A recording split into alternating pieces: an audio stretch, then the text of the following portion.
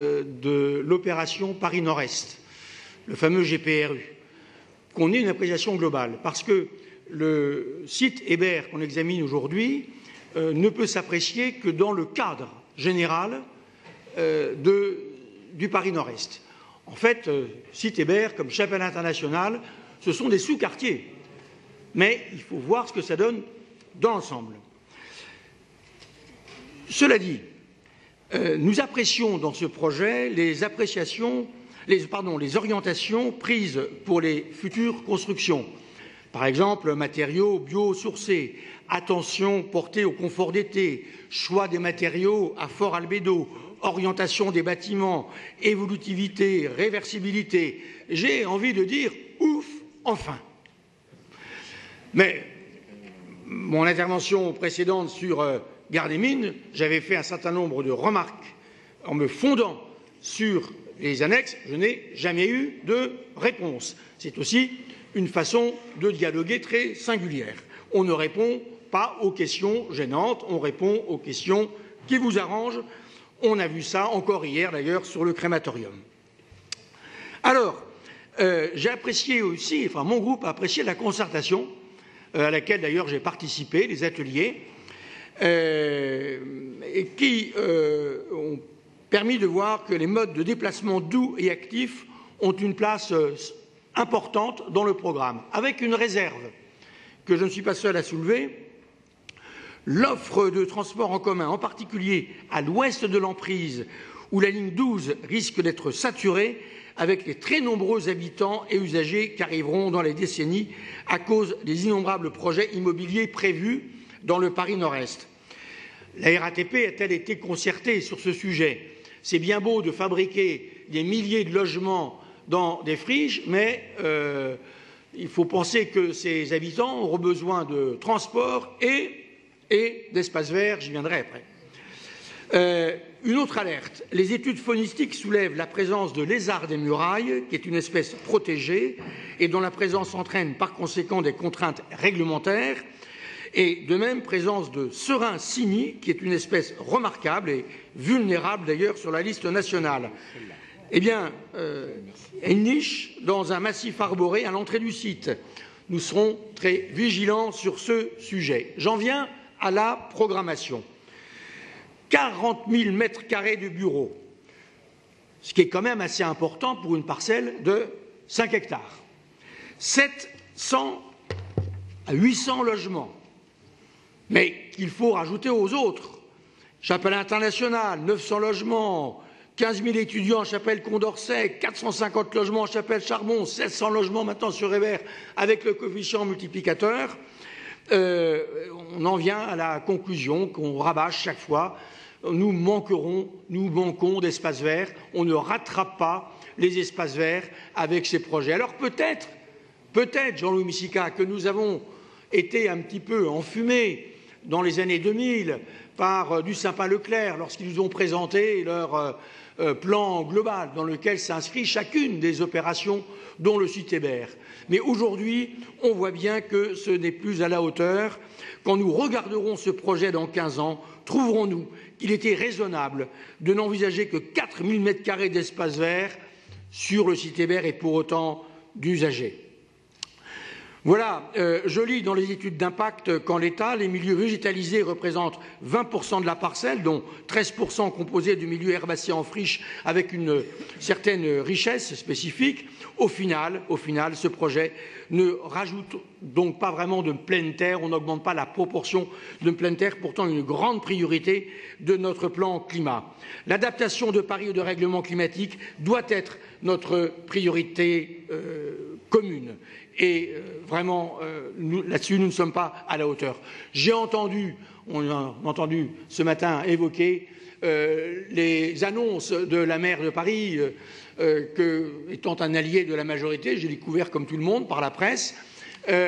Bon, c'est très bien, mais c'est avant qu'il fallait le faire. Dans ce site, dans ce type d'opération, c'est bien gentil de nous mettre quelques arbres à l'hôtel de ville ou de mettre quelques arbres le long des rives de la Seine. Très bien. On ne peut pas être contre, mais enfin, c'est du greenwashing. C'était dans ces opérations d'urbanisme du Paris Nord-Est qu'il fallait faire mieux. Je vous l'ai déjà dit, Jean-Louis Missica, je ne suis pas un admirateur du 19e siècle, ni des gens qui ont fait, un trou de mémoire, qui ont fait le parc Montsouris, mais enfin, les buts de Chaumont, quand ça a été fait, c'était 26 hectares. Et là, le poumon de vous parler à Chapelle-Charbon, c'est au mieux, 6 hectares si on arrive à déloger Cap 18. En réalité, c'est 3 qui sont garantis, probablement un quatrième, mais enfin, à l'échelle de ce qu'on fait de ces 200 hectares, ce n'est pas à la hauteur. Et donc, nous nous abstiendrons parce que nous n'avons pas nié les qualités qui existent de ce projet, mais nous avons une vision globale. Les écolos, c'est comme ça, on agit local, on pense global. De ce point de vue, nous ne sommes pas d'accord avec votre orientation. J'espère avoir une réponse courtoise pour changer un petit peu de l'habitude. Merci d'avance. Merci Pascal Julien pour cette intervention de 6 minutes et 2 secondes. Je donne la parole à Jean-Louis Missica pour vous répondre. D'abord, je suis toujours courtois, contrairement à ce que vous insinuez, et quand je m'énerve, c'est souvent parce que j'ai l'impression que ma position est caricaturée. C'est ce qui a été le cas lors de mon intervention précédente, mais elle n'était pas discourtoise, elle était simplement véhémente, et j'assume la véhémence. La véhémence est la preuve que je prends au sérieux cette conversation. Parce que si je m'en foutais complètement, je ne serais pas là en train de vous dire soyez respectueux de la position de votre adversaire. Je suis tout à fait respectueux de votre position. J'ai d'ailleurs beaucoup apprécié ce que vous avez dit à la fois sur la concertation et sur les aspects positifs du secteur Hébert. Je voudrais juste dire que, bien sûr, que Paris a besoin d'espaces verts, c'est même absolument indispensable, et ce que la maire a annoncé hier, à mon sens, n'est que le début d'un processus. Le début d'un processus qui doit être étendu à tous les arrondissements de Paris et qui doit être traité, parce que je pense que l'approche qui est sous-jacente aux annonces de la maire d'hier, cette approche, c'est l'idée que les parkings, quand ils sont en dessous de places publiques, créent une situation où il est possible d'avoir un terreau suffisant pour avoir une forêt urbaine. Et c'est ce qui est intéressant dans les propositions qui ont été faites hier, au-delà des polémiques et des vagues que cela peut soulever. Ce qui est intéressant, c'est justement cette nouvelle approche urbaine qui consiste à traiter la débitumisation et le fait que les parkings vont devenir de moins en moins utiles parce qu'il y aura de moins en moins de voitures à Paris, et que la combinaison des deux devrait permettre d'avoir une approche extrêmement intéressante en matière de végétalisation et de renaturation de la ville. Alors, vous faites allusion à ce projet. D'abord, les 40 000 mètres carrés de bureaux, c'est du bureau et de l'activité, moi je les assume complètement. On ne peut pas d'un côté réclamer le rééquilibrage est-ouest des activités par rapport au logement et refuser cet outil de base qu'est le bureau par rapport à la création d'activités et de création d'emplois. Donc c'est dans l'ouest de Paris qu'il faut arrêter de faire des bureaux, mais certainement pas dans l'est, c'est clair.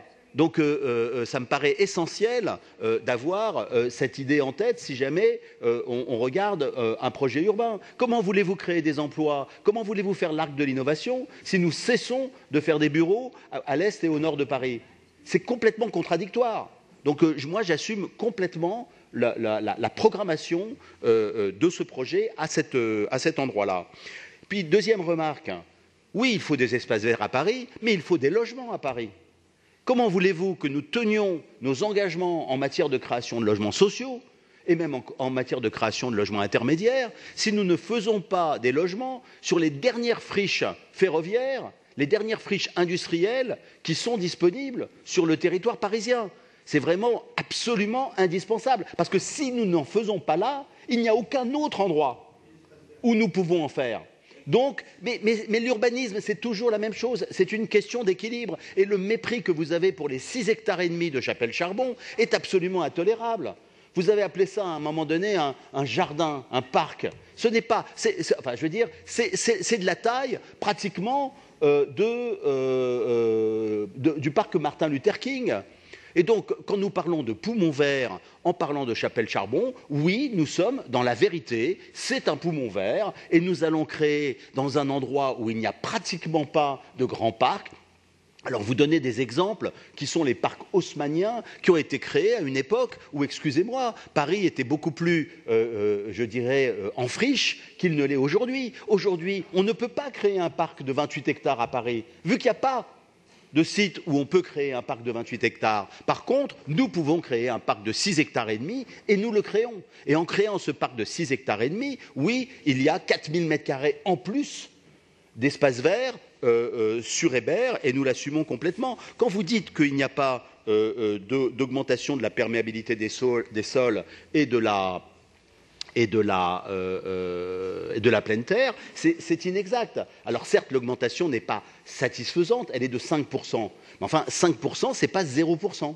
Je suis désolé, mais quand on augmente de 5% la perméabilité des sols et la pleine terre dans un projet comme celui-là, on fait quelque chose qui va dans la bonne direction. Et vous l'avez dit vous-même, la strate herbacée issue de la friche industrielle, nous essayons de la préserver de la même façon que nous essayons de préserver les espèces protégées. Je crois que ce projet propose un nouveau quartier mixte et innovant avec de très fortes ambitions sur le plan environnemental. Je vous remercie de les avoir cités. Et donc, je vous remercie pour votre intervention. Mais moi, je considère que nous avons fait notre boulot sur Hébert. Voilà. Merci Jean-Louis Missica. Je mets aux voix donc le projet DU 101 sur l'opération Hébert du 18e arrondissement. Explication de vote, non? Donc je le mets aux voix. Qui est pour? Qui est contre? Qui s'abstient? Il est adopté. Alors, il n'y a plus d'inscrits sur le projet DU 101.